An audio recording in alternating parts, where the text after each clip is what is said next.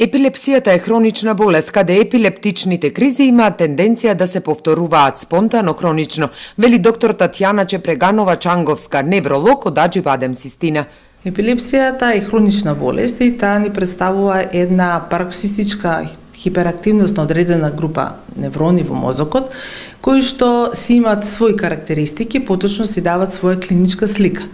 Така да тоа се епилептични напади и повторувањето на тие нападите всушност е оваа хронична болест епилепсија. Секој напад си има свој добро дефиниран почеток, време траење и крај. Па во тој поглед, нападите се различни, може да бидат од обични абсанси, со загледување на пациентот, со тресење на екстремитетите, рацете, нозете, до оние генерализирани напади. Значи, различна слика на симптоми е епилепсијата и сето тоа зависи од кој дел на мозокот е таа хиперактивност на мозокот, тоест хиперактивност на групата на неврони, таква ќе имаме и клиничка слика. Епидемиолошките податоци укажуваат на фактот дека епилепсијата е универзална болест, постои во секоја земја и од неа може да оболи секоја индивидуа. Нејзината дистрибуција зависи од возраста, полот, расата, социјалните и географските фактори, развиени или неразвиени земји. Постојат повеќе причини за појава на епилепсија. Причините може да бидат, интраутерини, додека детето е во развој кај мајката, потоа постутерино, кога имаме за време на пороѓај, понатака за време на адолесценцијата може да бидат оние генетски епилепсии тогаш да се појават, кои што веќе се наследни, а во постарата популација се повеќе е бројот на симптоматските епилепсии.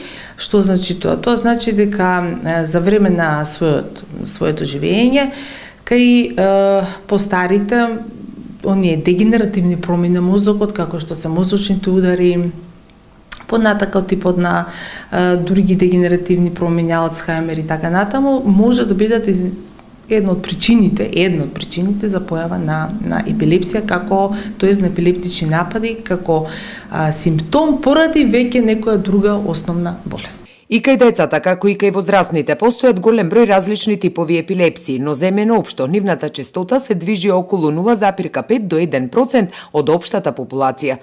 Постојат идиопатски епилепсии, значи оние кои што не се наследни, и тие се во негде помал број, негде околу 20%.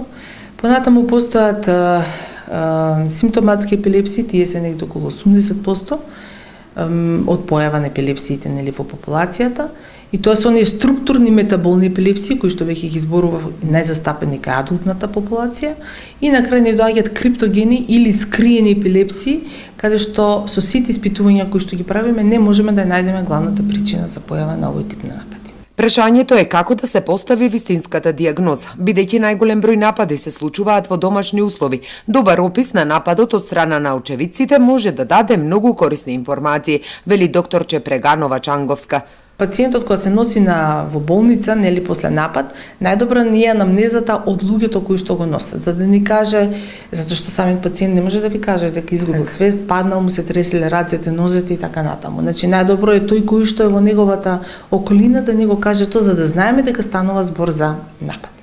Исто така е добро, уште подобро ние како доктори, ако го видиме тој напад, како почнува и како се развива, затоа што знаеме како изгледа, за да можеме да го дијагностицираме. И потоа, прво пред се анамнезата, добра анамнеза, и потоа следуваат останатите испитувања кои што се работат